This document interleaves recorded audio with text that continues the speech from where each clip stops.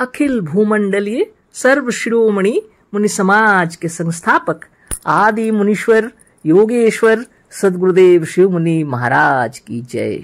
उपस्थित मुनि वृंद, साधु सज्जन वृंद, संत वृंद, साधक वृंद, आध्यात्म ज्ञान के जिज्ञासुओं और प्रेमियों, सभी श्रोता वृंद, आप सभी को मेरा कोटिशः नमन, सप्रेम जय जीव।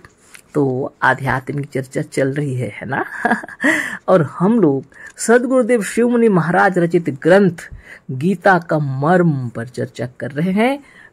कल भी चर्चा हुई और आगे हम लोग उसी विषय पर पढ़ेंगे।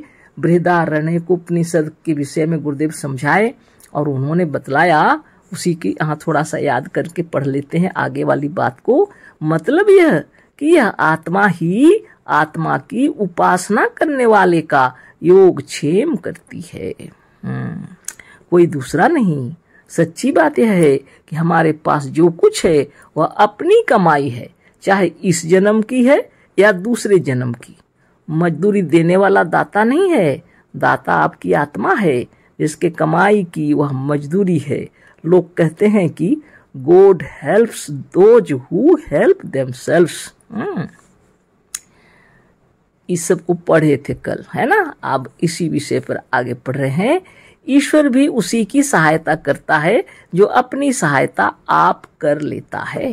God helps those who help themselves, मतलब वही है, ईश्वर भी उसी की सहायता करता है जो अपनी सहायता आप कर लेता है।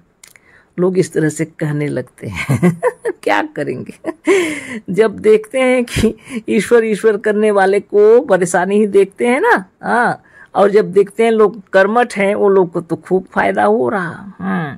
तब लोगों ने ये बता दिया, ईश्वर भी उसी की सहायता करता है जो अपनी सहायता आप कर लेता है।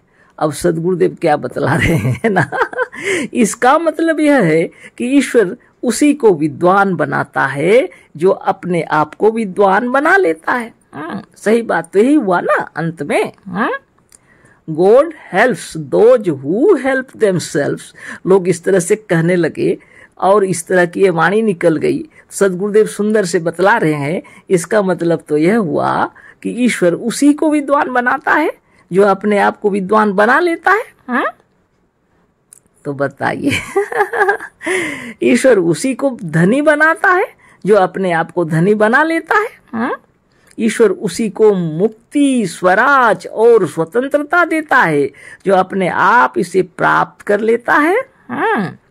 ईश्वर उसी को गिराता और चोट पहुंचाता है जो आपसे अपने शरीर को भूल से गिराकर अपने शरीर में चोट लगा लेता है ना इसका अर्थ समझो।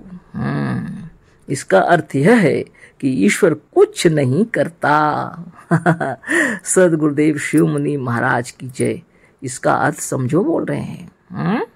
इसका अर्थ यह है ईश्वर कुछ नहीं करता। करने वाला कौन है? आप हैं, आपकी आत्मा है, आपका जीव है, आपका जीवन है। आपसे बढ़कर कुछ भी नहीं है। आप जो चाहेंगे मेहनत करके प्राप्त कर सकते हैं, है ना।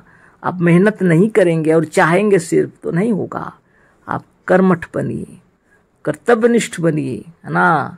आपको विद्वान बनना है तो मेहनत करना पड़ेगा, धनवान बनना है तो मेहनत करना पड़ेगा, मुक्ति और स्वराज और स्वतंत्रता चाहिए तो योगाभ्यास तो करना ही पड़ेगा। और सद्गुरुदेव तो ऐसी शक्ति दे दिए योग साधन करने वाले को कि वह जो जो योग साधन करेंगे उनको सब कुछ प्राप्त हो जाएगा, बोल के बतला दिए, है ना। और ऋषि मुनि लोग भी वही बात जानते थे।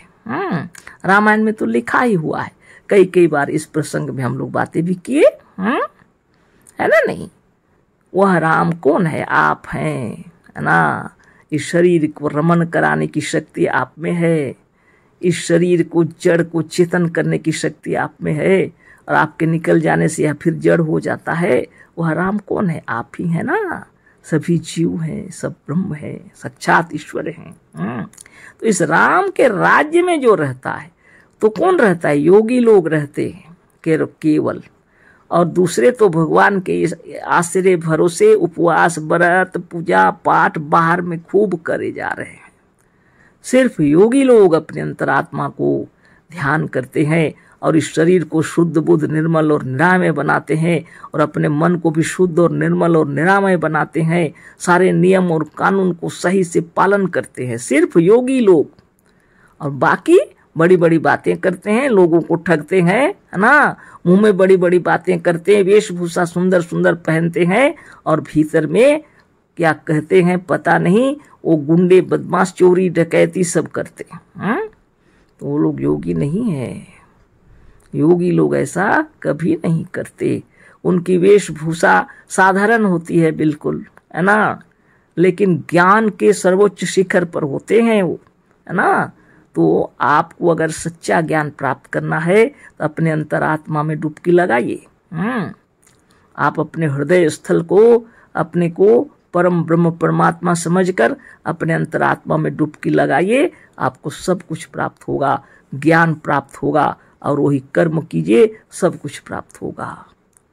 दैहिक दैविक भौतिक तापा, राम राज काहू नहीं व्यापा।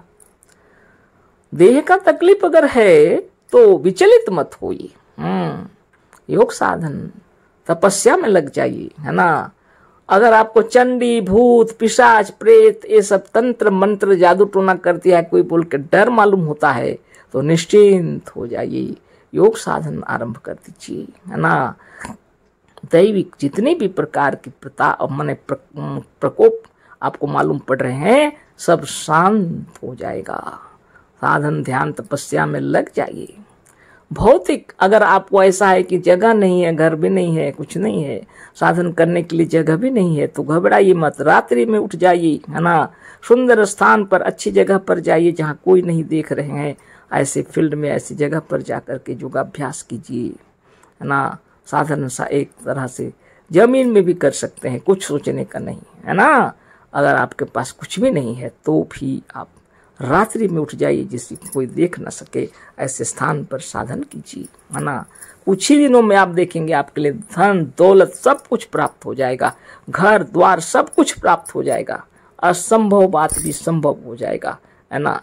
लोग जिसके लिए भीख मांग फिर रहे हैं, चोरी कर फिर रहे हैं, वो कुछ नहीं, आप जान लीजिए दाता आपके भीतर विराजमान है, वही दाता है। गुरुदेव कितने सुंदर तरीके से बतलाए हैं आपको, है ना।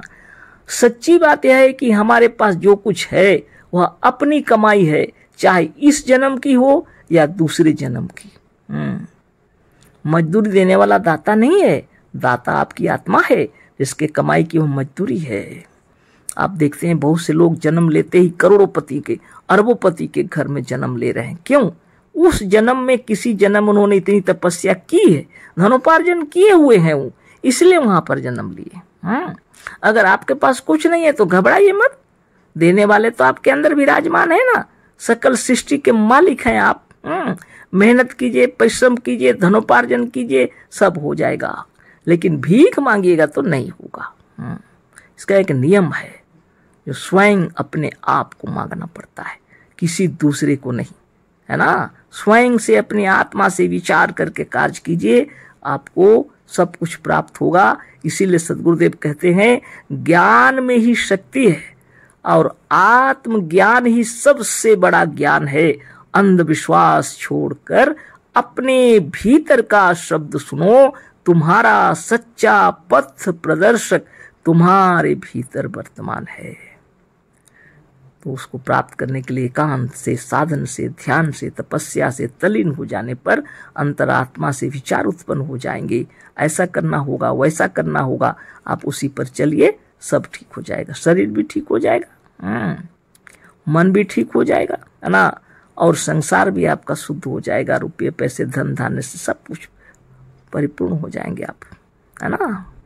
साधारण बात नहीं है। दैहिक दैविक भौतिक ताप, ये तीनों ताप मिट जाते हैं जो स्वयं अपने राज्य में रहते हैं, जो राम के राज्य में रहते हैं।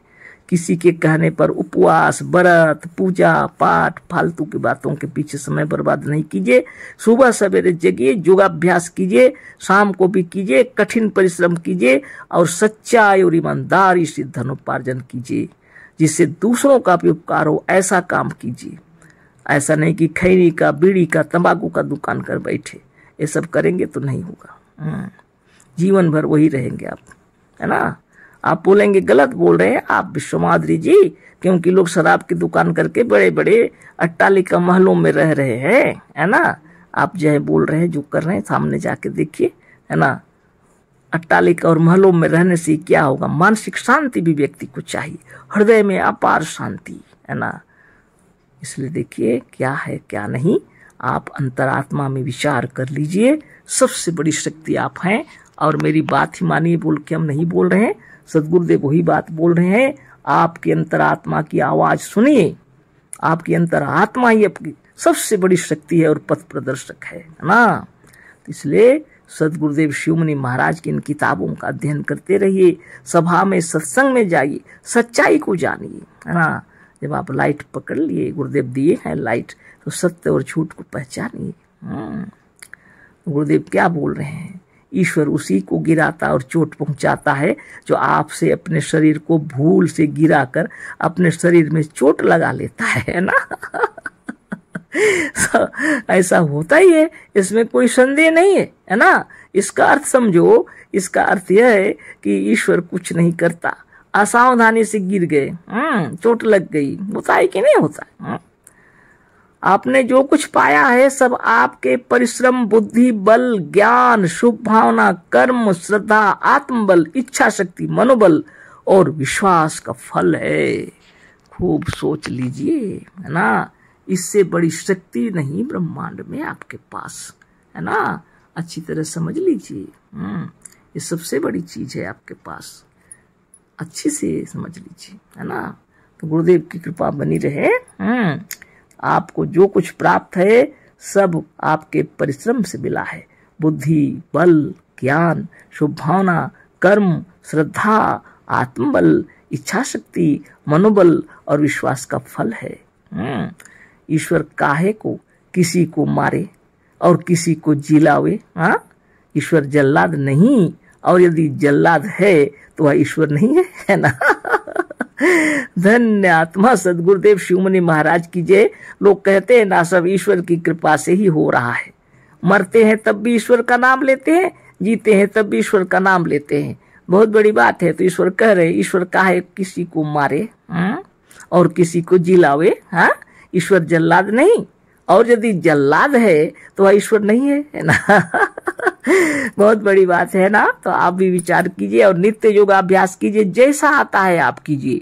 कम से कम 10 मिनट तक प्रणव कीजिए, जैसे भी करके आप ध्यान कीजिए, प्राणायाम कीजिए, आप उच्च शिखर पर पहुंच चुके हैं, है ना। तो आज इतना ही बात करेंगे, समय हो गया। अशीष धन्यवाद, कोटिशः नमन, सप्रेम जय जीव। सदगुरुदेव शिवमुनि महाराज की जय।